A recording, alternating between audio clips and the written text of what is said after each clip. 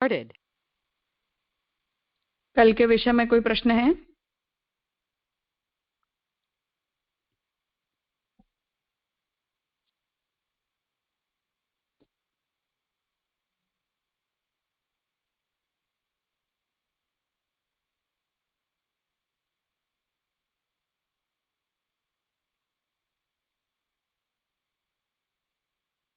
ठीक है, तो कल हमने जीवात्मा को किस प्रकार से देह संसर्ग के कारण गुण दोष प्राप्त होते हैं और जीवात्मा का जो सत्व है वो इस संदर्भ में कैसे समझा जा सकता है, इस विषय में महाप्रभु जी ने अपना सिद्धांत स्पष्ट किया। और आप यहाँ ये आज्ञा करते हैं कि जीवात्मा जो है वो स्वरूपतः शुद्ध है और उसे देह प्राप्ति से, देह संबंध से विधि निषेध और तज्जन्य पाप पुण्य गुण दोष आदि की प्राप्ति होती है। अब आगे इस पाद के अंतिम 3 सूत्र का अधिकरण है, जहाँ न्याय के सिद्धांत में जो जीवात्मा का स्वरूप करा गया है, उस न्याय सिद्ध जीवात्मा के स्वरूप का खंडन महाप्रभु जी अपने सिद्धांत के अनुसार अब यहाँ कर रहे हैं, अदृष्ट अनियमात इस सूत्र के भाष्य से। पुरुषोत्तम जी का हम विवेचन देख लें। ततः अग्रिमेषु त्रिषु, अब आगे के 3 सूत्रों से, यह नैयायिकादिभिः भोग व्यवस्थया जीव नानात्वं व्यापकत्वं च अंगीकृतम, कि नैयायिकों ने और उनके अतिरिक्त वैशेषिक ने भी जो भोग की व्यवस्था के आधार जीवों की अनेकता और जीवों की व्यापकता का स्वीकार किया है, तद दुष्यते, उसमें महाप्रभु जी दोष दिखा रहे हैं। तत्र प्रथमे तेषाम आत्मनाम व्यापकत्वेन, उनके मत में आत्मा के व्यापक होने के कारण सर्व मन इंद्रिय देह संबंधादि अनेकेन चित्त करण ग्रामेण यत् कर्म क्रियते, तो उनमें, उनके मत में आत्मा की व्यापकता होने के कारण सभी मन इंद्रिय देह संबंध आदि के द्वारा उसमें अनेक चैतन्य के ये करण होने के कारण जो कुछ भी कर्म आत्मा करती है, तज्जन्य अदृष्ट से सर्वत्र तुल्यत्वात्, उससे जन्य जो अदृष्ट वो सभी स्थानों पर एक जैसा होने के कारण अदृष्ट नियमो न स्यात्, इसलिए अदृष्ट का नियम नहीं है। तस्मात् उक्त प्रकारेण जीव व्यापकत्व नानात्व स्थापनम असंगतम इति अर्थः, इसलिए इस प्रकार से प्रथम सूत्र में उन्होंने जो मत उपस्थित किया है जीवात्मा की व्यापकता का और जीवात्मा की अनेकता का, वो असंगत है, ये प्रथम सूत्र से कहना चाह रहे हैं। अदृष्ट अनियमात, अदृष्ट का नियम न होने से, ये सूत्र का अर्थ है। अब हम ईश नियामक है ऐसा मानने वाले नैयायिकों के अभिमत जीव स्वरूप का निराकरण करते हैं। तो नैयायिकों के सिद्धांत में आत्मा के 2 प्रकार होते हैं, जीवात्मा और परमात्मा। तो उनके मत में जो जीवात्मा के स्वरूप का स्वीकार किया गया है उसका खंडन करते हैं। वे लोग अनेकता के सिद्धांत को मानते हैं और जीवों की अनेक भोग व्यवस्था भी स्वीकारते हैं। तो ये कहते हैं कि जीव मतलब आत्मा जो है वो अनेक होती हैं और जितनी भी अनेक जो जीवात्माएं होती हैं वो अनेक जीवात्माएं और उनके द्वारा किया जाने वाला जो भोग है उसकी व्यवस्था को स्वीकारते हैं। साथ ही अदृष्ट दैव को उसका नियामक कहते हैं तथा देशांतरावि वस्तु भी दैव वश है, क्योंकि अदृष्ट दैव वहां भी व्यापक है, इस दृष्टि से जीव को भी विभु मानते हैं। ऐसा मत स्वीकारना तो मूल पर ही कुठाराघात करना है। जब सभी जीव एक हैं तो किस शरीर के जीव का अदृष्ट नियामक कहाँ जाएगा? मिथ्या ज्ञान से तो व्यवस्था होगी नहीं, समस्या ज्यों की त्यों बनी रहेगी। अनुपपत्ति की परिकल्पना तो कर नहीं सकते, क्योंकि सृष्टि में से ही वह उपपन्न है। ऐसा करने से ऋषि प्रामाण्य भी निराकृत होगा। तो अब यहाँ महाप्रभु जी ये बात कहना चाह रहे हैं कि जीवात्मा के विषय में न्याय का जो सिद्धांत है उस सिद्धांत के अंदर दोष है। तो जैसा मैंने कहा कि उनके वहां आत्मा के जो है वो दो स्वरूप, दो प्रकार माने गए। एक जीवात्मा है और एक परमात्मा है, जिनमें से जो जीवात्मा होती है वो परिच्छिन्न होती है और जो परमात्मा होती है वो अपरिच्छिन्न होती है। इस तरह से जीवात्मा के स्वरूप का स्वीकार उनके मत में किया गया है। तो महाप्रभु जी अब यहाँ ये आक्षेप कर रहे हैं कि आत्मा जो है भी अपने आप में उनके सिद्धांत में द्रव्य के रूप में मानी गई है और वो द्रव्य शरीर, इंद्रिय, मन और बुद्धि से अलग होता है। अब जैसे हम ये कहते हैं कि वो आत्मा जो है वो अध्यासग्रस्त होकर और देह, इंद्रिय, मन वगैरह के द्वारा कार्य करवाती है, तो उसी तरह से आत्मा भी जो है वो उनके द्वारा अपने चैतन्य को प्रसारित करती है और उनके द्वारा विषय के ज्ञान का वो अनुभव करती है। तो जब वो इस प्रकार से आत्मा जब इनके द्वारा अपने पदार्थ का ग्रहण करती है तो उस तरह से जीवात्मा की व्यापकता मानी जाती है। मतलब कि मेरा चैतन्य तो मेरे शरीर के अंदर एक स्थान पर रहा हुआ है, परंतु मैं अपनी आंखों से जब किसी वस्तु को देखती हूँ तो आंखों को भी चैतन्य प्रदान तो आत्मा ही करती है। तो जब आत्मा उसे चैतन्य प्रदान करती है तो वो चैतन्य का विस्तार मेरे द्वारा देखे गए विषय तक जाता है, उसी तरह से सुने गए विषय तक जाता है या सूंघे गए विषय तक जाता है या मन के द्वारा सोचे गए विषय तक जाता है। क्योंकि मन जड़ होता है तो मन सोच नहीं सकता है, बुद्धि सोच नहीं सकती है।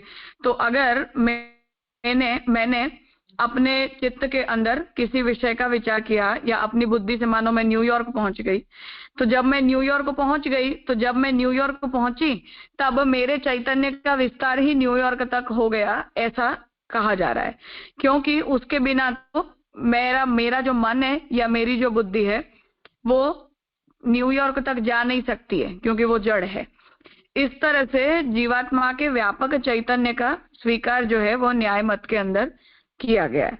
इसमें महाप्रभु जी यहाँ दोष उपस्थित कर रहे हैं कि ये बात गलत है। तो देशांतर भावी जितनी भी वस्तु है वो सब भी दैववश है, क्योंकि अदृष्ट दैव वहां भी व्यापक है। ऐसा कह के जब वो जीवात्मा को व्यापक कहते हैं तो इस मत के अंदर दोष है, क्योंकि ऐसा मत स्वीकार करने पर फिर परमात्मा और जीवात्मा के बीच का भेद केवल बोलने के लिए रह गया, उस भेद के अंदर वस्तुतः भेद जैसा कुछ बचा नहीं। क्योंकि परमात्मा को व्यापक और अपरिच्छिन्न कहकर ही तो हम उसे जीवात्मा से अलग करते हैं। तो यदि वो दोनों एक जैसे हैं या दोनों के अंदर एक ही प्रकार की व्यापकता का स्वीकार किया गया है, तो फिर उस स्थिति में जीवात्मा को परिच्छिन्न कह के और परमात्मा को अपरिच्छिन्न कहना, इन दोनों स्थितियों के अंदर कोई भेद बचता नहीं।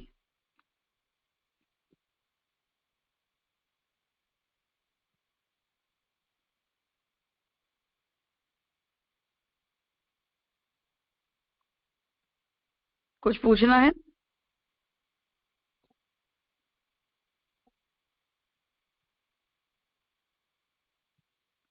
हाँ बेला प्रणाम राजा।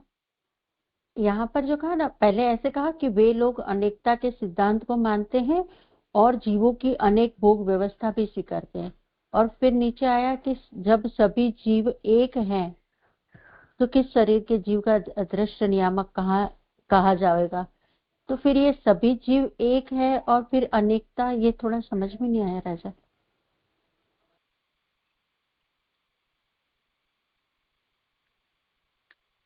नहीं, जीव के एकत्व का स्वीकार नैयायिक नहीं करते हैं।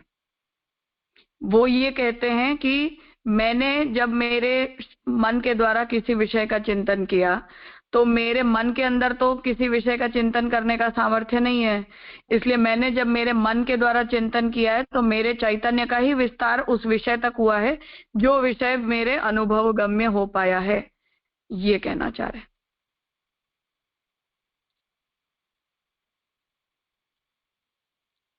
अच्छा, और जो आपने ये समझाया कि वो इंद्रियों से जो मतलब कुछ भी ग्रहण करते हैं या देखते हैं, तो वो ही उसका भोग भी कहा है का, अनेक भोग व्यवस्था भी स्वीकारते हैं। तो वो इस तरह से भोग, मेरे को अनेक समझ में नहीं आ रहा है कि वे लोग अनेकता के सिद्धांत को मानते हैं। तो अनेकता माने किस, बहुत सारे जीवात्मा है और एक ही परमात्मा है, आप अपन जो मानते हैं ऐसा कह रहे हैं?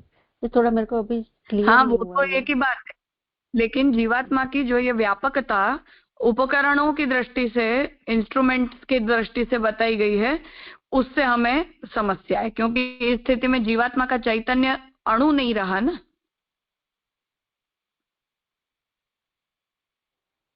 हाँ हाँ। हम ये कहते हैं कि हमारा चैतन्य शरीर व्यापी होता है, तो शरीर से बाहर वो चैतन्य नहीं जाता है।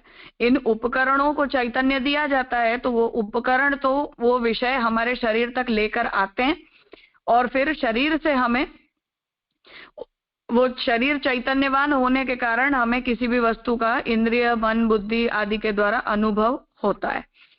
तो उस प्रकार का अनुभव तो अलग स्थिति है, पर उससे हमारे आत्मा का जो चैतन्य है वही हमारे शरीर से बाहर निकलकर और उस विषय तक चला जाता है या उस विषय का अनुभव करता है, ऐसा तो हम नहीं कह सकते ना। अगर हम ऐसा कहते हैं तो ऐसा कह देने पर फिर जीवात्मा की व्यापकता क्यों नहीं है? फिर तो जीवात्मा व्यापक हो गई। अगर अणु नहीं है तो जीवात्मा व्यापक है। अणु होना और व्यापक होना, ये दो ही तो पक्ष अवेलेबल हैं हमारे पास।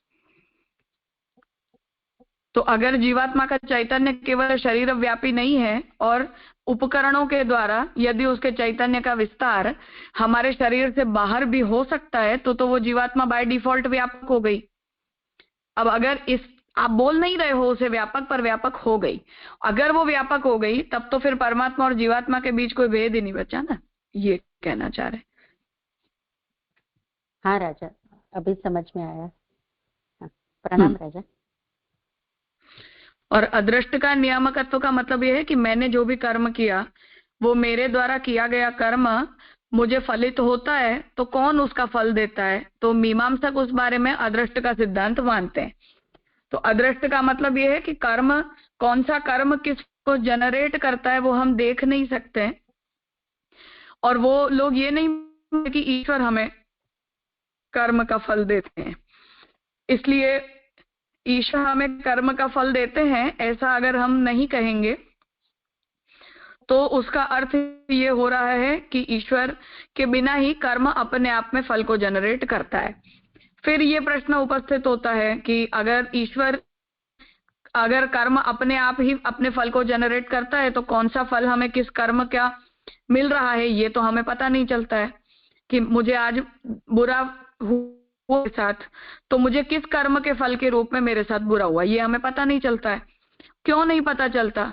तो उसका जवाब नहीं, मीमांसक ये देते हैं कि वो अदृष्ट के द्वारा ऐसा होता है। हम नहीं देख सकते हैं कि इसका कारण क्या है, परंतु कर्म ही अपने फल को जनरेट करता है। इस सिद्धांत के अगेंस्ट नैयायिकों ने मीमांसकों के सिद्धांत का खंडन करके अपना मत रखा है कि नहीं, ये हमें अनुभव इस तरह से हमें ये फल नहीं प्राप्त होते, परंतु दैववशात होते हैं। मतलब भगवान ने जो कर्म का सिद्धांत बनाया है तदनुसार होता है। तो दैव का जो सिद्धांत है, उस स्थिति में देशांतर भावी जो वस्तु है, मैं अगर किसी वस्तु के साथ अपने आप को एसोसिएट कर रही हूँ तो वो मेरे शरीर का पार्ट नहीं है, मेरे शरीर से अलग है वो वस्तु। मेरे शरीर से अगर वो वस्तु अलग है तो मेरे शरीर को उस वस्तु का संसर्ग कैसे होता है? मैंने अपना हाथ बढ़ाकर उस वस्तु को उठाया, या मैंने अपनी आंखों से दूर के किसी वस्तु को देखा, तो मेरा चैतन्य व्याप्त हुआ उस पदार्थ पर्यंत आंखों के द्वारा, मन के द्वारा, बुद्धि के द्वारा। इस प्रकार से चैतन्य की व्यापक मानते हैं। तो अगर हम ऐसा कहते हैं, मानो दो लोगों ने एक ही वस्तु को देखा, या दो लोगों ने एक ही समय एक ही विषय के बारे में चिंतन किया, तो दो लोगों की आत्मा का चैतन्य वहां तक व्याप्त हो गया। अब ऐसी स्थिति में वो वस्तु के अंदर चैतन्य का जो व्याप हुआ है वो तो दो चैतन्य का हो गया, या मानो तीन का भी हो सकता है कि तीन लोग एक ही वस्तु के बारे में सोच रहे हैं, 10 लोग एक ही वस्तु के बारे में सोच रहे हैं। तो अब किस अदृष्ट के सिद्धांत के हिसाब से कौन सी जीवात्मा किस वस्तु के साथ एसोसिएटेड मानी जाएगी और उसे उस वस्तु के साथ किए गए एसोसिएशन का फल किस जीवात्मा को मिलेगा और किसे नहीं मिलेगा, इन सब का निर्णय कौन करेगा? ये यहाँ प्रॉब्लम बताई जा रही है। हाँ राजा, यही प्रश्न मुझे हुआ था। और फिर मुझे ये भी प्रश्न हुआ कि एक ही वस्तु किसी को अच्छी लगती है, किसी को नहीं अच्छी लगती है, किसी को ठीक लगती है, तो फिर उसमें भी अगर कर्म का सिद्धांत भी मानेंगे तो फिर ये तीनों चीजें तो अलग उसने सोची है। अगर चैतन्य वहां तक पहुंच भी गया है तो फिर उसका भी फिर कर्म के हिसाब से बदल जाएगा ना, अगर ये सब मानेंगे तो ऐसा होगा। उस बारे में वो लोग ये कहते हैं कि आत्मा गुणग्राही होती है, क्योंकि उनके वहां ज्ञान आत्मा का गुण है, ज्ञान बुद्धि का गुण नहीं है। तो आत्मा ज्ञान गुणवान है, तो ज्ञान गुणवान होने के कारण आत्मा जो है वो गुणों को ग्रहित करती है। तो विषयों के द्वारा राग द्वेष अच्छा बुरा वगैरह जो 24 उनके वहां स्वीकारे गए, उन गुणों को वो ग्रहित करती है और उन गुणों को ग्रहण करके और फिर वो उसका अनुभव हमें करवाती है। ओके, इसलिए जब देखते हैं तब उसमें से गुण ग्रहण नहीं करते, जब वो देख के उसके आत्मा में आता है तब वो उसमें से ठीक है अच्छा है ऐसा कह रहे हैं। मतलब हम चीज को देख के डिसाइड करते हैं कि ये अच्छी है ठीक है, और वो लोग आत्मा में आके उसको डिसाइड करते हैं। ऐसा गुणग्राही मेरे को समझ में नहीं आया, ये किस तरह से गुणग्राही हुआ आत्मा का। मतलब कि जैसे कोई वस्तु है वो मुझे अच्छी लगी, तो उसे अच्छे लगने का गुण मन के द्वारा मेरी आत्मा ने एक्सेप्ट किया और उससे आत्मा को बंधन हुआ। तो आत्मा ने अपने चैतन्य को मन को प्रोवाइड किया, मन के द्वारा उस चैतन्य का विस्तार उस वस्तु पर्यंत हुआ। जब चैतन्य का मेरा विस्तार मन के द्वारा उस वस्तु तक हो गया तो उस वस्तु से जनरेटेड जो भी गुण है, क्योंकि प्रत्येक द्रव्य का गुण होता है, जैसे गंध वाला होना ये पृथ्वी का गुण है या शीतल स्पर्शवान होना ये जल का गुण है, उस तरह प्रत्येक वस्तु का अपना एक गुण होता है। तो वो गुण मैंने इंद्रियों के द्वारा मन के द्वारा मेरी आत्मा ने उसे एक्सेप्ट किया, जिससे आत्मा को बंधन हो जाता है, ये कहते हैं। अच्छा, हम जीव को बंधन कहते हैं और ये सीधा आत्मा को ही बंधन कर देते हैं, ऐसा बता रहे हैं। इसलिए आत्मा, हाँ ओके, थोड़ा हाँ थोड़ा समझ में आया राजा। हाँ, प्रणाम राजा।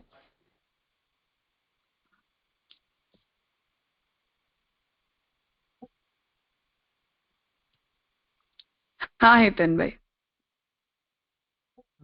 धन्यवाद, प्रणाम राजा। ये जो आपने बताया ना कि नैयायिकों के मत में आत्मा के दो रूप माने जाते हैं, एक तो जीवात्मा और परमात्मा, और जीवात्मा को दो परिचिन्न प्रकार मानते माने हैं। गए। हाँ, प्रकार।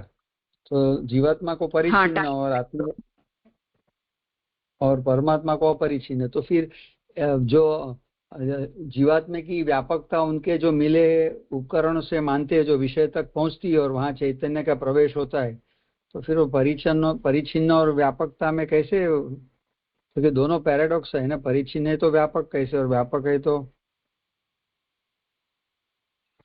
उनके वहां परिचिन्नता का जो इंटरप्रिटेशन है वो चैतन्य की व्यापकता के साथ एसोसिएटेड नहीं है, केवल बंधन के संदर्भ में है।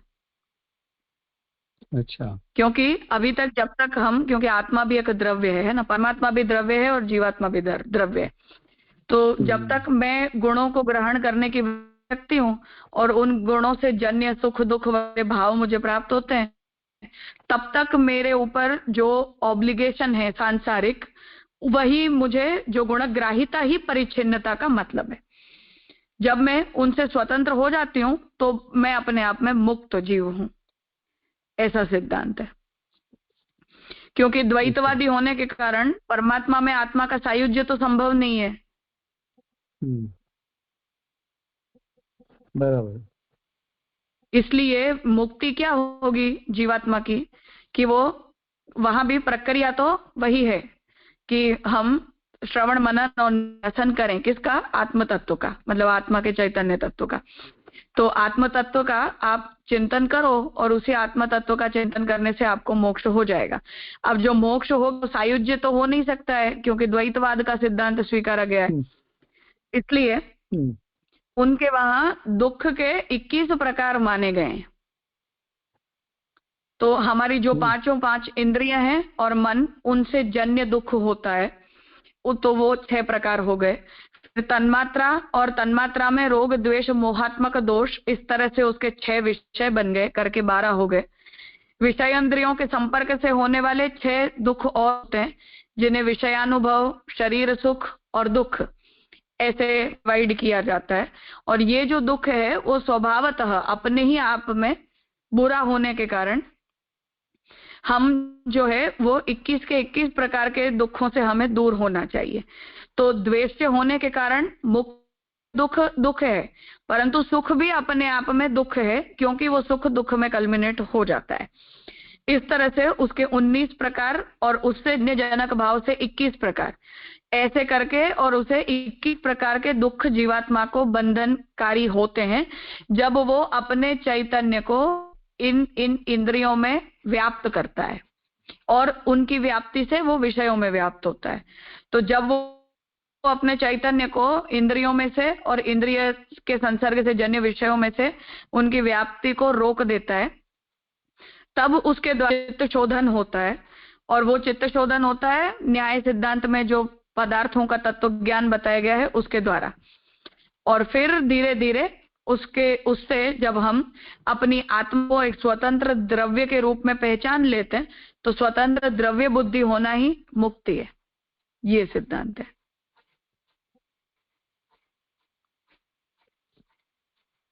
जी राजा, अच्छी तरह समझ में आया आज। प्रणाम राजा। हाँ, तो वहां वो जो यहाँ महाप्रभु जी जो क्वेश्चन कर रहे हैं ना, वो यही कर रहे हैं कि आप जब परमात्मा को अपरिच्छिन्न कह रहे हो और जीवात्मा को परिच्छिन्न कह रहे हो, तो वो व्यापकता के साथ जुड़ा हुआ उनका वो सिद्धांत नहीं है जैसा हमारा आनंद धर्म का सिद्धांत है ना, ऐसा नहीं है। क्योंकि पहली बात तो सबसे बड़ी प्रॉब्लम ये है कि परमात्मा द्रव्य है, द्रव्य नियामक नहीं है, एक बात। और वो अपरिच्छिन्न है, उसका उनके वहां मतलब केवल इतना ही है कि परमात्मा को दुख संसर्ग नहीं है कभी भी, पहले भी नहीं बाद में भी नहीं। तो वो नित्य, जैसे हम अस्पृष्टो रमते बोलते हैं ना, इस तरह से वो दुख से अस्पृष्ट रमण करते हैं, इतना ही अपरिच्छिन्नता का अर्थ है। होल एंड सोल कंट्रोल ईश्वर के हाथ में हो, उस अर्थ में अपरिच्छिन्न शब्द का उनके वहां प्रयोग नहीं किया गया, क्योंकि निमित्त कारण होने के कारण वो होल एंड सोल कंट्रोलर हो नहीं सकता है।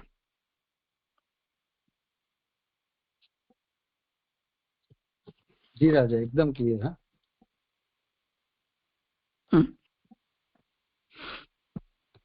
इसीलिए अर्धनास्तिक कहे गए। अप्रोच में प्रॉब्लम है, साउंड नहीं करते हैं, पर हम थोड़ा ज्यादा गहराई में जाते हैं तो दिखते। हाँ हाँ हाँ राजा।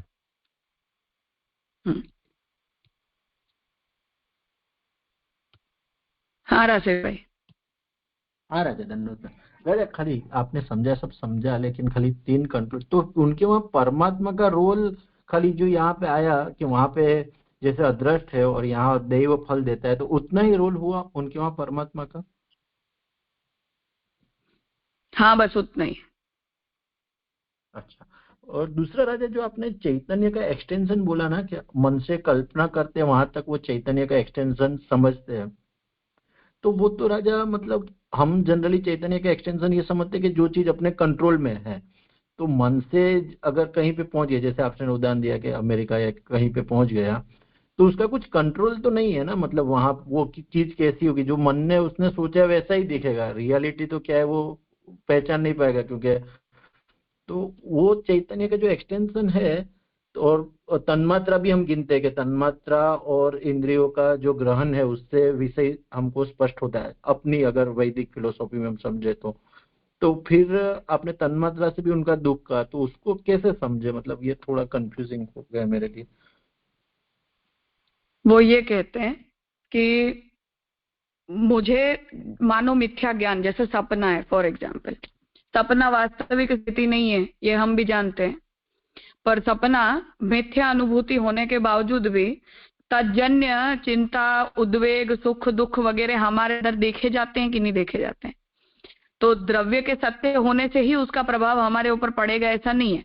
तो मोह होने के कारण उससे जन्य जो मिथ्या हमारी अंडरस्टैंडिंग है, या उससे जन्य जो हमारा मिथ्या मोह है, वो भी हमारे अंदर आत्मा को दुख देने के लिए काफी है। इसलिए उसके लिए कोई वास्तविक द्रव्य की आवश्यकता होती भी नहीं है। अच्छा, हाँ राजा। तो खाली मतलब जो आत्मा जहाँ शंकराचार्य तक जी कहते उसकी, हैं ना, जैसे हाँ शंकराचार्य जी ये कहते हैं कि जब मुझे रात को रस्सी के ऊपर पांव पड़ने से मुझे भय हुआ, तो मुझे भय किससे हुआ? रस्सी से तो मुझे भय होता नहीं है। मुझे भय जो है वो तो सर्प से होना चाहिए, पर वो भय के कारण तमस में मैंने रस्सी के अंदर उस सर्प को उद्भूत किया है, पैदा किया है, और वो मुझे डर करवाता है। इसलिए प्रातिभाषिक सत्ता में वहां सर्प की प्रातिभाषिक की सत्ता है, प्रकट है, जिससे उसका प्रभाव मेरे ऊपर दिखाई दे रहा है। ये एग्जैक्टली बात नैयायिक लोग इस तरह से समझाते हैं कि वो वस्तु क्या है, कैसी है, उससे कोई फर्क नहीं पड़ रहा है। पर मैंने अगर ये सोचा कि चलो अभी मैं अमेरिका में हूं, तो ऐसा सोचने से भी मुझे अच्छा लगा ना, क्षणिक सुख। तो आत्मा ने तो जो भी विषय है उसकी कल्पना की, और अगर उस विषय की उसने कल्पना करी तो उसे वहां से जो भी सुख दुख मोह आदि की जो भी अनुभूति होनी चाहिए वो हो गई। हाँ राजा, हाँ एकदम स्पष्ट हुआ। तो राजा लास्ट क्वेश्चन, तो जो आपने ना उनके वहाँ मोक्ष का प्रकार दिखाया, जो 21 प्रकार के दुख है, मतलब चित्त का उससे मुक्त होना या आत्मा का, ऐसे आपने समझा है। तो मतलब उनके वहाँ देहाद्यास, इंद्रिया, देह का गिरना, पुनर्जन्म, ऐसी कुछ फिलोसॉफी है? मतलब आत्मा तो वो द्रव्य मानते हैं तो? हाँ, सब है ना। द्रव्य होने का मतलब जड़ है ऐसा नहीं है। द्रव्य शब्द उनके वहां जड़वाची नहीं है। द्रव्य में छह जो है वो जड़ हैं और आत्मा चेतन द्रव्य है। अच्छा, तो उसके संस्कार लेके, जैसे हम समझते हैं, उसके संस्कार लेके ही एक जन्म से दूसरे जन्म में जाएगा, और उसकी साधना उसके हिसाब से धीरे धीरे ऊपर चढ़ती जाएगी, ऐसे ही? हाँ अच्छा, और एक कंडीशन पे आके वो सब दुख से निवृत्त हो गया तो फिर उसकी समझ स्पष्ट हो गई, तो वो उसकी मुक्ति गिनी जाएगी। हाँ, मतलब अपनी द्रव्य बुद्धि उसे हो गई कि अन्य द्रव्यों के साथ का मेरा जो संसर्ग है वो मिथ्या है। इतनी अगर अंडरस्टैंडिंग मेरे अंदर बन गई तो बस हो गया सक्सेसफुल मैटर। क्योंकि तो द्वैत उतनी भाव है ना, अंडरस्टैंडिंग इसलिए वो तो, द्वैत भाव तो हमेशा रखना पड़ेगा ना। राजा उतनी अंडरस्टैंडिंग तो अगर किसी के भी हो गई तो इतनी सस्ती मुक्ति है उनके यहाँ? मतलब अंडरस्टैंडिंग के लेवल पर नहीं, देखें। मतलब अनुभव में केवल वाचिक नहीं, एक्सपीरियंस वर्दी। अच्छा, तो उनके वहाँ ऐसे भी मतलब स्कॉलर या विद्वान हो गए कि जिन्होंने ये मोक्ष की प्राप्ति ये रास्ते से की है? हाँ, वो तो अब सब वो ऋषि परंपरा से और उसी तरह से मान्य होता है, जैसे सांख्य है, योग है, न्याय, वैशेषिक वगैरह वगैरह। हाँ हाँ राजा, हाँ स्पष्ट हुआ। थोड़ा अटपटा है लेकिन थोड़ा आपसे की कृपा से स्पष्ट हुआ। प्रणाम राजा। हम्म, तो कहिए राजा जगदीश जी। इनका एक मतलब, हाँ बोलिए बोलिए। हाँ हाँ राजा बोलो बेला देखो, बहन। ये सांख्य योग में जो फल प्राप्त हुआ और इन लोगों के ये जो न्यायिक में जो फल प्राप्त हुआ, वो तो ऑलमोस्ट इक्वल हुआ ना। स्वरूप प्राप्ति जो हम कहते हैं, उस बराबर हुआ दोनों का, ऐसा समझने का। नहीं, स्वरूप प्राप्ति तो सांख्य योग की प्रक्रिया से हम सत्य मानते हैं कि वस्तुतः होती है। अगर वो शेश्वर सांख्य है तो सच में होती है। पर इनके मत में तो अगर हम as a third party observation हम कहेंगे, तो हम कहेंगे कि इससे तो मोक्ष मिलता ही नहीं है ना। वो आपने कहा ना अंतर, मतलब जैसे हम वो बाहर नहीं इंद्रिया भी जाती है उनकी और फिर अंदर ही चेतना रहती है और फिर वो सब मतलब छूट जाता है बाहर का। तो मैंने सोचा वो अपना आत्मा का वो ज्ञान हो जाता है और वो और ये दोनों अलग हो जाएंगे, ऐसा समझने का। मैं वही कह रही हूँ कि मैं अपने मत में ऐसा कह दूं कि हाँ मुझे इससे ये फल मिलेगा, तो ये तो मेरा अपना पर्सनल अप्रोच है ना, पर इसे हम माने ये जरूरी थोड़ी है। तो अभी हम वो बोल रहे हैं जो न्याय सिद्धांत मानता है। महाप्रभु जी से पूछोगे तो महाप्रभु जी ये कहेंगे कि ये तो नास्तिक परंपरा है, इसलिए अर्धनास्तिक परंपरा है, इसलिए इसका फल नरक होता है। महाप्रभु जी तो ऐसा ही जवाब देंगे। हाँ हाँ हाँ हाँ, बराबर। हाँ, प्रणाम राजा।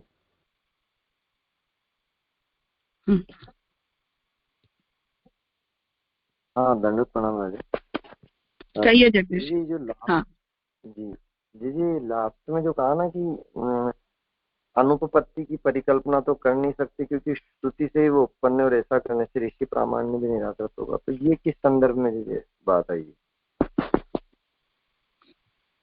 वो ये कह रहे हैं कि अगर हम उस मतलब नैयायिक अगर अपने बचाव में ये कहें कि इस प्रक्रिया के अंदर कोई दोष नहीं है क्योंकि जीव के साथ घटित होती है प्रक्रिया अदृष्ट के सिद्धांत से मैनेज की जा सकती है, तो उसके लिए हम कह रहे हैं कि नहीं, ऐसे आप अपनी इस प्रक्रिया के सामने हमारी प्रक्रिया को अनुपपन्न नहीं कह सकते, क्योंकि वेद सिद्ध है ये बात कि जीवात्मा को अपने द्वारा किए गए कर्मों का फल प्राप्त होता है, इसलिए वो फल उसे एक्सीडेंटली प्राप्त हो जाएगा ऐसा कहा नहीं जा सकता है।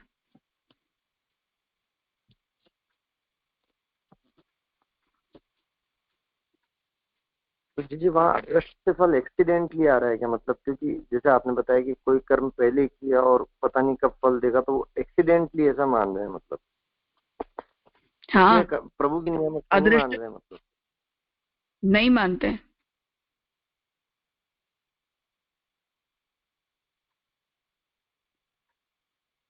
ईश्वर नहीं है कर्म नियामक।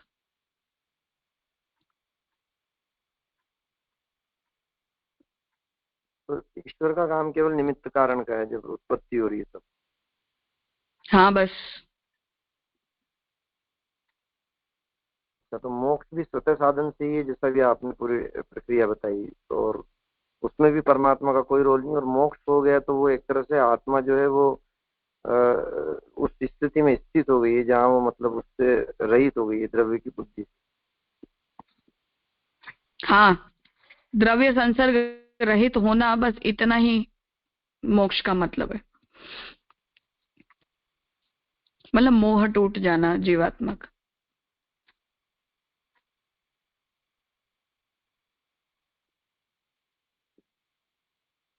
तो जी ये मतलब एक बात और है जी इसमें कि जैसे आपने बताया ना चैतन्य का एक्सटेंशन होकर के और वो वहाँ, तो इसमें और जो शांकर मत की जो प्रक्रिया है कि वहाँ जैसे दो प्रकार के जो विषय चैतन्य और परमात्मा चैतन्य माना है और वो जो वृत्ति है वो विषयाकार हो जाती है, तो उसमें इसमें क्या डिफरेंस है?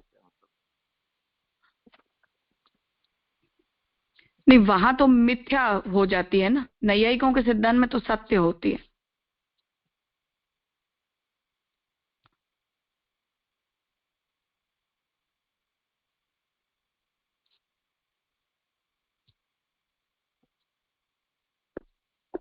वो जैसे क्या एक बार कोई पढ़ने में आए थे प्रमात्र चेतन और विषय चैतन्य वहाँ शांकर मत के, तो मेरे समझ में भी नहीं आया था कि ये वहाँ किस संदर्भ में है। तो और यहाँ तो जैसा आपने बताया वो प्रक्रिया तो यहाँ प्रोसेस में समझ में आई, बस वो थोड़ा डिफरेंस जानने की इच्छा। व्यावहारिक सत्ता मानते हैं शंकराचार्य जी, सत्य सत्ता थोड़ी मानते हैं।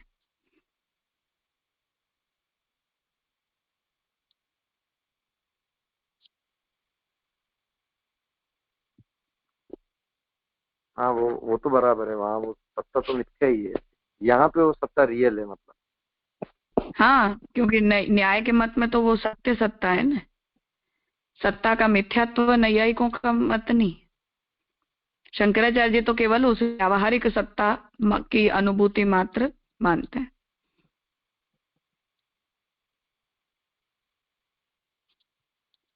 जी क्लियर हो गया। प्रणाम।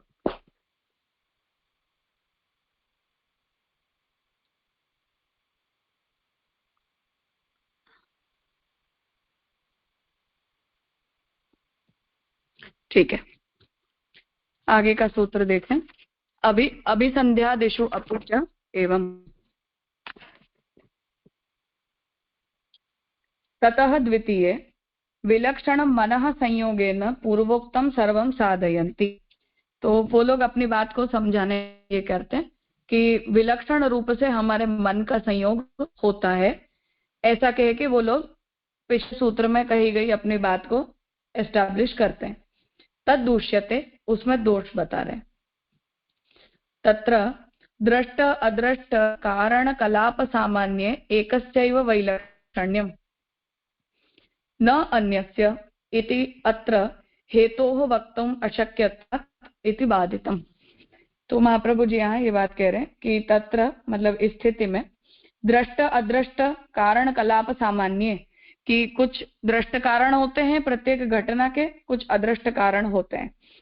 उन दोनों के बीच में किसी एक का वैलक्षण्य है और किसी एक का सान्य है। मतलब कि दैव को वो लोग सामान्य कारण के रूप में मानते हैं, क्योंकि हम जो कुछ भी करते हैं वो हर कार्य के अंदर दैव एक सामान्य कारण है। मतलब कि दैव कोई एक्सक्लूसिव रीजन नहीं है, दैव जो है वो इंक्लूसिव रीजन है। तो प्रत्येक घटना के पीछे सामान्य कारण होता है और विशेष कारण होता है। न अन्यस्य इत्यत्र हेतोः वक्तुम् अशक्यत्वात् इति बाधितम्। इसलिए दैव जो अदृष्ट जन्य जो दैव है, उस दैव की कारणता उनका सामान्य कारण के रूप में मानी गई है, विशेष कारण के रूप में नहीं। इसलिए भी आपके द्वारा कही गई बात गलत है। मतलब मीमांसकों का खंडन जिस ग्राउंड पर नैयायिक करते हैं वो ग्राउंड बेकार है, गलत है, ये यहाँ कहना चाह रहे हैं। अभिसंध्यादिषु अपि च एवं, यदि कहें कि मन आदि का नियामक भी अदृष्ट ही है, वे भी ईश्वर इच्छा से नियत है, इसलिए उक्त दोष घटित नहीं होगा, सो बचाव भी नहीं कर सकते। दोष तो वैसा का वैसा ही होगा। वैसे ईश्वर की कल्पना तो पहले ही निराकृत हो चुकी है।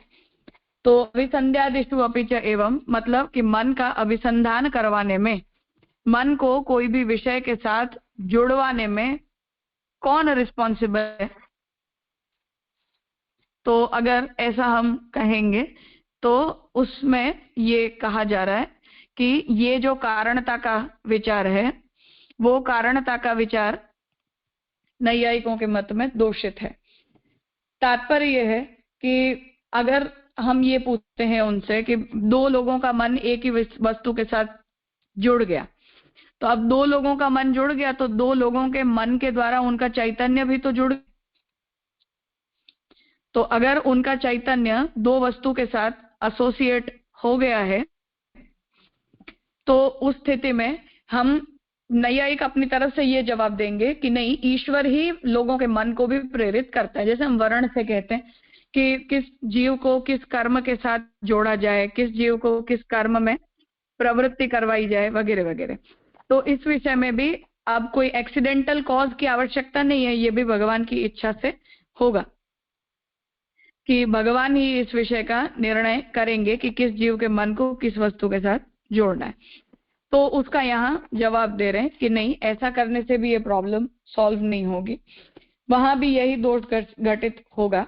क्योंकि पहली बात तो ये है कि जो हम गीता जी के अंदर देखते हैं कि कर्ता करण वगैरह 5 मिलकर किसी भी घटना के प्रति कारण रूप माने गए, जिनमें ईश्वर की इच्छा या दैव 1 of 5 है। तो 1 of 5 अगर है तो दैव की ही इच्छा से मन का संयोग हो गया और उसके अलावा के 4 कारण उसमें रिस्पॉन्सिबल नहीं है, ऐसा तो हम कह नहीं सकते।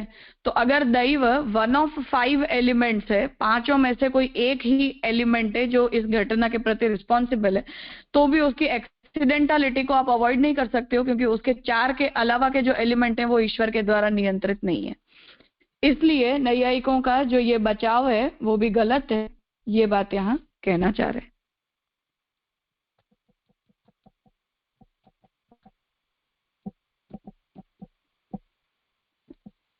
मैंने राजा वो लोग नैयायिक को अदृश्य और दैव को एक ही मानते हैं ना? हाँ, एक ही मानते हैं।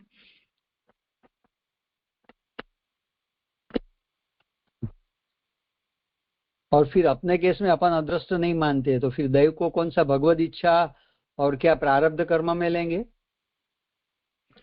हम ये कहेंगे कि वो सर्वोपरि हो है। जब तक भगवान दूसरी चीजों की रिस्पॉन्सिबिलिटी देना चाहें तब तक अन्य पैरामीटर्स भी कारण रूप बन सकते हैं, परंतु अगर भगवान अपने उस मैटर को अपने हाथ में लेना चाहें तो अन्य सभी कारण वहां नेग्लिजिबल हो जाएंगे और भगवान की इच्छा नियामक हो जाएगी। हम ऐसा कहेंगे ईश्वरवादी होने के कारण, पर नैयायी की बात नहीं कह सकते हैं क्योंकि ईश्वर उनके वहां 1 of 5 है। पर दैव भी 1 of 5 होने के बावजूद भी सर्वोपरि है, वो अपन मानते हैं। सॉरी, सुनाई नहीं दिया। हाँ, दैव अपने यहाँ 1 of 5 होने के बावजूद भी सर्वोपरि है। हाँ बिल्कुल, क्योंकि 1 of 5 हम तब तक कहते हैं जब भगवान मनसा प्रवाह हम सृष्टवान हरि आदि में जो हम भेद मानते हैं उसे हम जब तक चलाना चाहते हैं तब तक। जी जी राजा।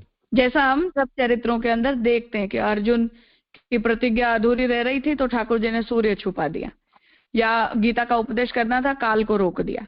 अब ये आउट ऑफ द वे किया गया है ना, अन्यथा कर्तुम सामर्थ्य में। अब ये अन्यथा कर्तुम सामर्थ्य नैयायिक, सांख्य वाले, योग वाले, वैशेषिक वाले, ये लोग सब तो मान नहीं सकते क्योंकि सर्वोपरि कारण के रूप में ईश्वर उनके वहां स्वीकृत नहीं है।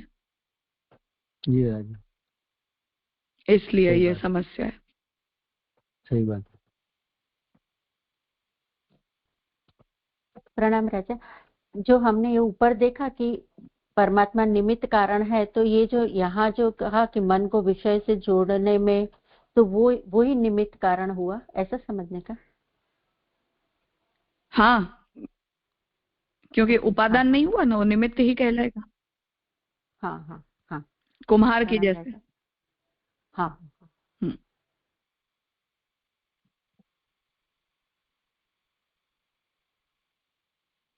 तो जी मतलब ईश्वर मतलब ये काम करेगा कि द्रव्य गुण संयोग करता रहेगा, मतलब जब सृष्टि उत्पन्न करनी होगी तब। नहीं, द्रव्य गुण संयोग नहीं करेगा, सातों सात द्रव्यों का, सातों सात 9 पदार्थों का संयोजन करे, 2 अणुओं का संयोजन करेगा,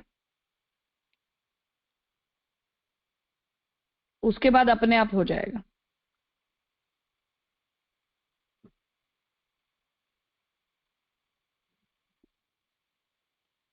मतलब ये वो समझ नहीं है कि मतलब जैसे चैतन्य फिर माने जीवात्मा एसोसिएट कैसे होगी, वो काम कौन करेगा उनसे, इन सारे जो 26 प्रकार के जो द्रव्य बताए गए उनसे?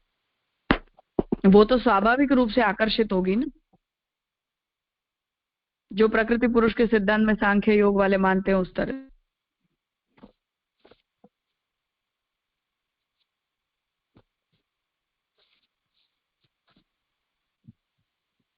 अच्छा, तो मतलब फिर जीवात्माएं भी चूंकि हम अनेक मान रहे हैं तो वो अनेक में इसी प्रकार से संयोजन होता रहेगा और स्वतः सृष्टि का प्रवाह चलता रहेगा। हाँ, उसमें ईश्वर का रूप। हाँ, उसमें ईश्वर की जरूरत ही नहीं।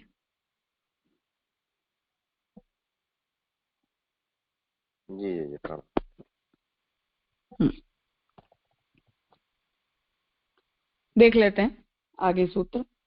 प्रदेशात इति चेन्न अंतर्भावात ततः तृतीये। अब यहाँ तीसरे सूत्र में कह रहे हैं कि जीवस्य व्यापकत्वेपि, जीवात्मा के व्यापक होने के बावजूद भी, प्रदेश भेदात न दोष इति ते वदन्ते, कि इस तरह से जीवात्मा का चैतन्य तो व्याप्त है फिर भी प्रदेश भेद होने के कारण दोष नहीं है। मतलब कि जैसे मैं मेरे एक कमरे में बैठी हुई हूँ, दूसरा व्यक्ति अपने घर में दूसरे कमरे में बैठा है, या 2 लोग 2 अलग अलग शहरों में रह रहे हैं, अलग अलग घरों में रह रहे हैं, तो ऐसा प्रदेश भेद होने के कारण इसमें कोई दोष नहीं है। मतलब एक दूसरे का चैतन्य एक दूसरे से टकरा नहीं है, कहने का मतलब है। तद दूष्यते, इसमें दोष बता रहे हैं। यदि तथा अंगीक्रियते, अगर ऐसा मानते हैं तो तदा यत्र करणेन यस्मिन् प्रदेशे अदृष्टम उत्पन्नम, तो जब मैंने मानो कर्म किया, कहाँ किया, कोई एक कमरे में बैठकर मैंने कोई कर्म किया, कि मैंने मानो हालोल में विद्यापीठ में बैठकर मैंने कोई एक प्रकार का कर्म प्रकट किया, तो यहाँ मेरे कर्म से, मेरे द्वारा किए गए कर्म से उस कर्म का अदृष्ट उत्पन्न हो गया।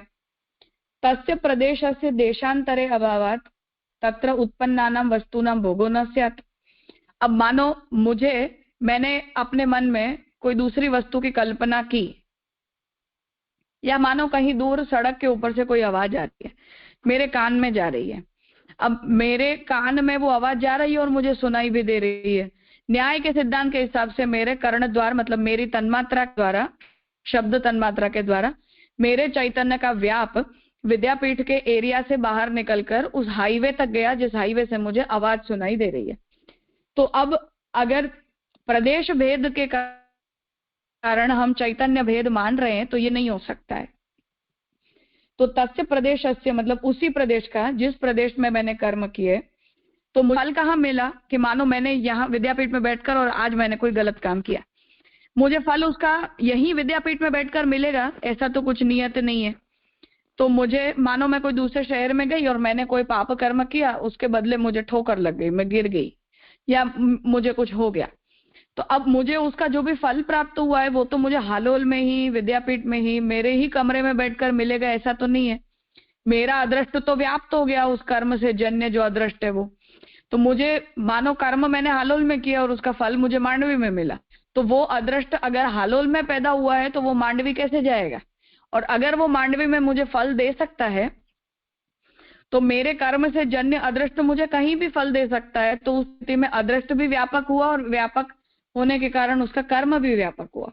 तो उसे कह रहे हैं कि तस्य प्रदेशस्य देशांतरे अभावात्, कि मानो हालोल के अंदर ही मैंने जो कर्म किया उसी कर्म से जन्य अदृष्ट हालोल शहर की अंदर ही पैदा हुआ। तो हालोल शहर के अंदर पैदा हुए अदृष्ट कर्म के परिणाम के स्वरूप में मुझे फल भी इसी प्रदेश में मिलना चाहिए, प्रदेशांतर में नहीं मिलना चाहिए। तो देशांतरे अभावात्, तो प्रदेश में, उसके देशांतर में उसका अभाव होने के कारण तत्र उत्पन्नानां वस्तूनां भोगो न स्यात्, तो उस वस्तु में उत्पन्न हुई वस्तु का भोग मैं नहीं कर पाऊं, ऐसा सिद्धांत होना चाहिए। अदृष्टस्य अचंचलत्वात्, क्योंकि अदृष्ट चंचल नहीं होता है कि हमारे साथ साथ एक जगह से दूसरे जगह चला जाए। तस्मात् न तदुक्त रीत्या तन्मत सिद्धि इति त्रिभिः सूत्रैः उक्तम, इसलिए इनकी बताई हुई प्रक्रिया के अनुसार जीवात्मा की व्यापकता की सिद्धि नहीं हो सकती। के इन तीनों सूत्रों से नैयायिकों के चैतन्य व्यापकता के सिद्धांत में दोष बचता है। एवं 11 सूत्रैः जीवस्य ब्रह्म संबंधी रूपम उक्तम, इस तरह इन 11 सूत्रों का ये पूरा अधिकरण है। 3 सूत्र वाले न्याय के लिए डेडिकेटेड है, केवल खंडन के लिए, पर 11 सूत्रों वाले इस अधिकरण से जीव किस तरह से ब्रह्म का अंश होता है इस सिद्धांत को सिद्ध किया। प्रदेशात इति चेत न, मतलब पूर्व पक्षी को कह रहे हैं कि प्रदेशात, प्रदेश के कारण जीवात्मा की सिद्धि अगर हो सकती है तो कह रहे हैं कि ऐसा नहीं, अंतर्भावात, अंतर्भाव होने से। आत्मनो विभुत्वेपि, आत्मा के व्यापक होने के बावजूद भी प्रदेश भेदेन व्यवस्था, प्रदेश के भेद से, जगह के भेद से व्यवस्था होती है, ऐसा पूर्व पक्षी का मत है। आत्मनि तादृशः प्रदेश विशेषो अस्ति येन सर्वम उपपद्यत, क्योंकि आत्मा उस प्रदेश विशेष में ही कर्म करती है, प्रदेश विशेष के ही विषयों का अनुभव करती है और प्रदेश विशेष में किए गए कर्मों से ही जन्य अदृष्ट का अनुभव भी करती है। ऐसा कहने से अगर नैयायिक ये मानते हो कि उनके सिद्धांत की उपपत्ति, मतलब उनका सिद्धांत सिद्ध हो जाएगा, तो कहते हैं कि इति चेत न, ऐसे नहीं होगा। अन्यस्यापि प्रदेशः तत्र अंतर्भवति, क्योंकि अन्य प्रदेश में भी उसका अंतर्भाव होगा। तस्यैव वा देहस्य देशांतरगमने, उसी शरीर के द्वारा अगर हमारी आत्मा दूसरे स्थान पर जाती है तो पूर्व देशस्य त्यक्तत्वात्, पुरानी जगह मैंने छोड़ दी। जैसे मैं हालोल से मांडवी गई या हालोल से मैंने मुंबई ट्रैवल किया, तो हालोल से मुंबई जाने पर या हालोल से मांडवी जाने पर मैंने प्रदेश गमन किया, और प्रदेश का गमन करने से मेरे शरीर के साथ मेरी आत्मा ने भी देशांतर में गमन किया और मैंने पूर्व स्थान को छोड़ भी दिया। तो सो अंशोंतर भवेत तिरो भवेद इति, इसलिए वहां तो उसका तिरोभाव हो जाएगा। मतलब प्रागभाव प्रध्वंसा भाव के सिद्धांत या अन्योन्या भाव अत्यंता भाव के सिद्धांत के हिसाब से हालोल के अंदर मेरे द्वारा किए गए कर्म का मांडवी में अभाव है, या मांडवी में मेरे द्वारा किए गए कर्म का हालोल के अंदर अभाव है। तो जब उसका अभाव है तो वो देशांतर में अदृष्ट फल को कैसे पैदा करेगा, और अगर वो फल को पैदा नहीं कर सकता है तो चैतन्य की व्यापकता के सिद्धांत को इस आधार पर साबित नहीं कर सकते हो, ये कह रहे हैं।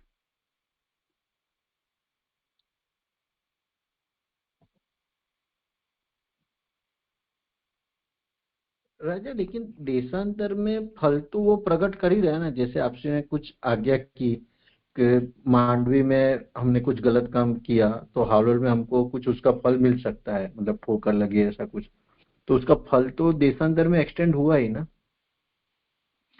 वही उसी बात से तो नैयायिकों के सिद्धांत में प्रॉब्लम खड़ी हो रही है। नैयायिक ये कह रहे हैं, हमने जब ये कहा कि एक कर्म के अंदर ही मानो 5 लोग लगे हुए हैं, तो 5 लोगों में से किसी एक को ही मिलेगा, सबको तो नहीं मिलेगा।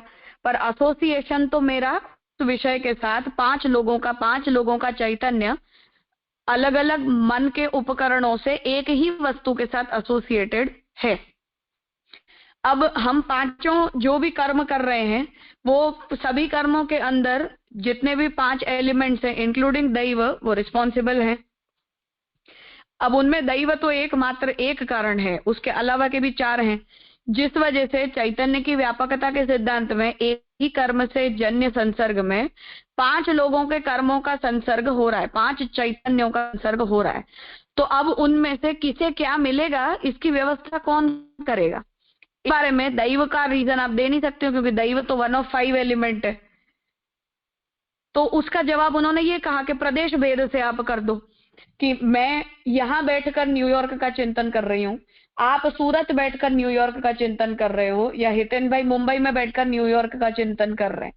तो प्रदेश भेद के कारण हमारे चैतन्य एक दूसरे के साथ या हमारे कर्म एक दूसरे के साथ टकराते नहीं है।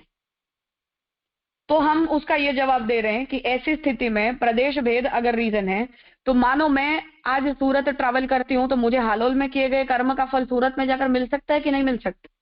अगर मिल सकता है तो आपके इस तर्क का कोई रीजन नहीं बचा, और उसके आधार पर आप जीवात्मा के व्यापकता को सिद्ध नहीं कर सकते हो, ये कहना चाह रहे हैं। तो अपने ही सिद्धांत में फंस रहे हैं ना, बोलो। हाँ राजा, मतलब उन्होंने जो काम किया है वो प्रदेश भेद से उसको डिफरेंशिएट करके उससे बचना चाह रहे हैं। हाँ, मतलब अच्छा, वो प्रॉब्लम से इस एक्सक्यूज के साथ बचना चाह रहे हैं कि प्रदेश भेद के कारण जीवात्मा के चैतन्य एक दूसरे के साथ क्लैश नहीं होते, या उनके कर्म एक दूसरे के साथ टकराते नहीं। तो अगर प्रदेश भेद के कारण कर्म नहीं टकराते हैं तो प्रदेश भेद से फिर फल की भी व्यवस्था भी तो ऐसे ही करनी पड़ेगी कि मुझे मेरे हालोल में किए गए कर्म का फल हालोल में ही मिलना चाहिए, वो मुझे मांडवी जाकर नहीं मिल सकता है, ये कह रहे हैं। हाँ राजा, स्पष्ट। लेकिन राजा एक काउंटर आर्ग्यूमेंट ऐसा मुझे हुआ कि जैसे हम भी ऐसे देखते हैं कि जो 5 रीजन है उसमें से दैव एक, हम भी एक ही मानते हैं, मतलब अधिष्ठान कर्ता वाले जो गीता जी के श्लोक कर्ता करण। हाँ, तो बाकी जो 4 चीजें तो हम भी मानते हैं कि वो इंडिविजुअल है, और देव की जो सत्ता है, मतलब जैसे हमने कुछ कर्म किया उसका फल मिलेगा, हाँ अल्टीमेटली ठाकुर जी ही करवा रहे या देव ही करवा रहे, तो उनके वहां भी अगर हम ऐसा माने कि बाकी सब चीज भले टकराए कुछ हो लेकिन देव अल्टीमेट है, तो वो तो अपने साथ ऐसे मैच हो सकता है ना, देव एक। वो ऐसा नहीं मानते, यही तो प्रॉब्लम है। अच्छा, यही बात पुरुषोत्तम जी ने कही कि उनके वहां सामान्य कारण और विशेष कारण ऐसे 2 माने गए। तो दैव सामान्य कारण है क्योंकि वो कॉमन है हर एक कार्य के पीछे। पेड़ में से पत्ता गिरेगा तो भी उसमें दैव कारण है। इसलिए पेड़ में से पत्ता क्यों गिरा, उसके कारणों की जब हम लिस्टिंग करते हैं तब हमें दैव को उस लिस्ट में इंक्लूड नहीं करना है, क्योंकि वो सर्वसामान्य कारण, और विशेष कारणों को ही कंसिडर करना है कि हाँ हवा चली थी इसलिए गिर गया, या किसी ने तोड़ा इसलिए गिर गया, या पक गया था इसलिए गिर गया, वगैरह वगैरह। तो राजा हमारे सिद्धांत में अगर पुष्टि प्रवाह मर्यादा भेद से देखे तो जो देव है जो कारण, वो तो देव हम देखेंगे तो प्रवाही में तो वो भी सामान्य कारण ही रहेंगे ना, मतलब साइलेंट ही रहेंगे ना देव। रहेंगे, पर कब तक, जब हम उनके सामर्थ्य को नहीं कंसिडर करना चाह रहे तब तक। अच्छा, मतलब उनका सामर्थ्य को हमने स्वतंत्रता दी, अपने मत में है कि वो कुछ भी कर सकते हैं। हाँ, वो अब भगवान को ये स्वातंत्र नहीं देते। हाँ, स्पष्ट हुआ राजा। मतलब जनरल कंडीशन में भले देव साइलेंट रहे या सिस्टम चलता रहे, लेकिन देव का ये सामर्थ्य है कि कोई भी कंडीशन में कुछ भी कर सकते हैं, उतना अपने वहां विशेष है, उतना ही डिफरेंस। हाँ, हम अन्यथा कर्तुम सामर्थ्य तो ईश्वर के हाथ में देंगे ना। हाँ राजा, एकदम स्पष्ट हुआ। हाँ, प्रणाम राजा। हाँ जी जी, प्रणाम। ये राकेश भाई ने जो पूछा ना, उसमें मैं पूछ रहा था कि जो बाकी जो 4 कारण है उसमें भी जैसे सिस्टम तया तो हम प्रभु को ही कारण मानेंगे ना, क्योंकि वो जो सिस्टम प्रोवाइडर तया तो जो कारण है, अधिष्ठान है, सारी चीजें वही तो उस रूप में भी बना है और प्रोवाइड भी वही कर रहा है, तो इनडायरेक्ट तो फिर वही हुआ ना, मतलब डायरेक्ट कंसिडर करें तो भी अपने मत के हिसाब से। हाँ, हुआ, वो सही बात है, पर हम भी जब वो 5 कारणों की गिनती करवाते हैं तो फल की व्यवस्था में भगवान भी हमसे ये कहते हैं ना कि तुमने जो किया वो भुगतो, तो उस ग्राउंड पर हम उसका कुछ स्वातंत्र भी कंसिडर करते हैं। अच्छा, मेरी समझ ऐसी थी जैसे मतलब स्वातंत्र तो है, लेकिन वो जैसे क्योंकि अपन जब जैसे अखंड ब्रह्मवाद से अपनी दृष्टि से देख रहे हैं तो स्वातंत्र हो रहा है, और उस दृष्टि से उधर से देखें तो फिर वो सब कुछ अखंड ब्रह्मवाद की सत्ता है, या तो वही मानेंगे। ऐसी दृष्टि सही है या कुछ अपने मत के हिसाब से, या नहीं? हाँ, सही है, उसमें कोई प्रॉब्लम नहीं, पर मैं वही कह रही हूँ कि हम ईश्वर को निमित्त कारण और उपादान कारण दोनों मानते हैं, इसलिए उस बारे में ईश्वर के इंडिपेंडेंस को और उनके सामर्थ्य को हम नेगेट नहीं करते हैं। नैयायिकों से हम पूछेंगे तो वो इस बात को एक्सेप्ट नहीं करेंगे, तो फर्क पड़ गया। अच्छा जी, अब क्लियर हो गया। माने क्योंकि वहां तो केवल वो निमित्त कारण है अणुओं के संयोजन का, बाकी तो सब उपादान की सत्ता और वो तो स्वतंत्र चल ही रहा है मैटर। हाँ, बिल्कुल। हाँ जी, स्पष्ट हो गया, धन्यवाद।